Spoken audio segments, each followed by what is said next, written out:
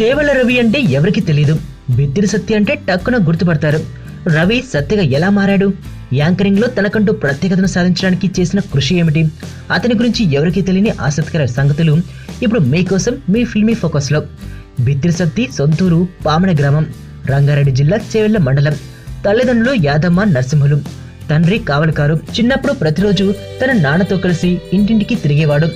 ఆ సమయంలోనే ఇంట్లో రకరకాల మనస్తత్వాలు ఉన్న మనుషులను చూసి వారి హావాభావాలు, మనస్తత్వాలను అర్థం చేసుకుని అనుకరించడం అలవాటు చేసుకున్నాడు.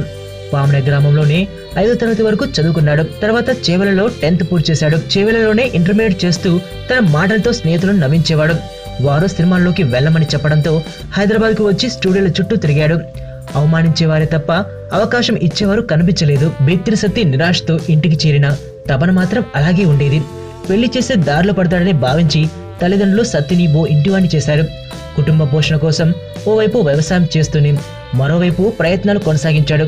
వచ్చిన చిరు అవకాశాలను వదలలేదు. జీతులలో వచ్చిన కామెడీ క్లబ్ అనే షోలో పాల్గొని నవ్వులు పూయించాడు. 15 ఏళ్ల పాటు ప్రయత్నాల అనంతరం 6 టీవీలో నర్సయ్య తాతగా అవకాశం అందుకున్నాడు. తర్వాత V6 లో బిత్తిరి సత్తిగా అవతారం ఎత్తాడు. ప్రతిరోజు సమాజంలో జరిగే సంఘటనలకు తన స్టైల్లో పంచులు ఇస్తూ పేరు తెచ్చుకున్నాడు.